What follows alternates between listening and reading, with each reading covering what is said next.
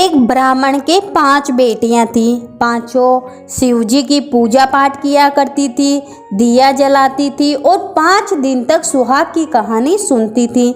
चारों बेटियों का दिया बहुत देर तक चलता, पर 5वीं का दिया जल्दी ही बुझ जाता।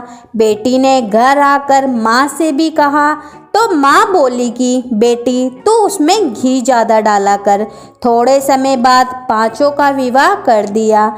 चारों के घर में बहुत धन था, पर 5वीं बेटी का पति रोज कमा कर लाता, रोज खाता, फिर भी वह संतोष रखती।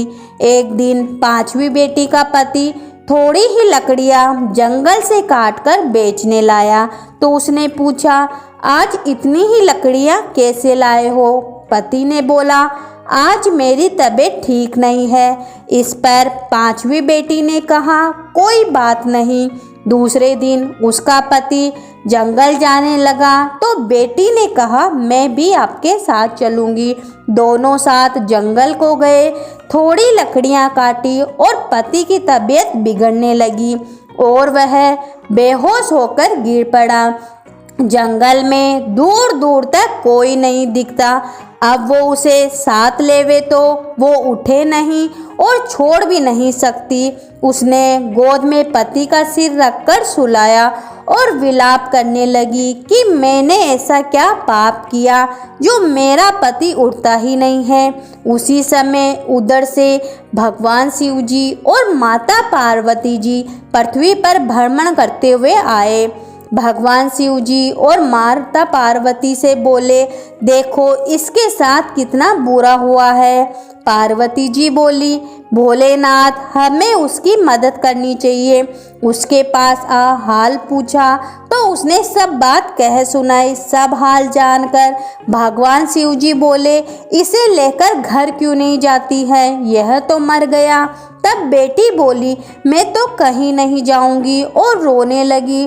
तो भगवान शिव जी को उस पर दया आ गई और बोले, तू वही है ना जिसका दिया जल्दी बुझ जाता था? उसने कहा, हाँ। तो भगवान शिव जी बोले, तूने दिया तो लगाया पर कभी सुहाग की कहानी पूरी नहीं सुनी। बेटी भगवान शिव जी के पैर पकड़कर बोली, मेरे पति को जीवित कर दो, मैं आप जो भी कहोगे वो सब करूँगी।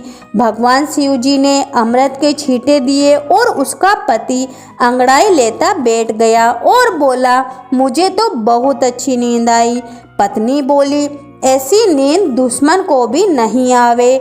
चलो अपने घर चलो, मुझे सुहाग का उद्यापन करना है। सुहाग में 5 स्टील की कटोरियाँ, 5 चूड़े, मूली, सिंदूर, बिंदी, काजल, ब्लाउज पीस, श्रद्धा अनुसार सुहाग सामग्री व रुपए 5 कटोरों में रखकर मंदिर या ब्राह्मण को देवे। स्टील की कटोरी में सभी सुहाग सामग्री व रुपए, ब्लाउज पीस महादेव जी के मंदिर में चढ़ाए व एक स्टील के दीपक में बत्ती व घी डालकर महादेव जी को जोत जलावे।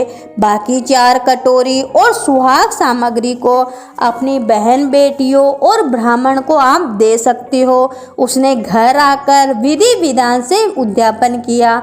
उसकी सारी परेशानियां दूर हो गई। घर में ठाट बाट हो गए। दोनों पति पत्नी संतान के साथ सुखपूर्वक रहने लगे। तो बोलो भगवान शिव जी और माता पार्वती की जय हो।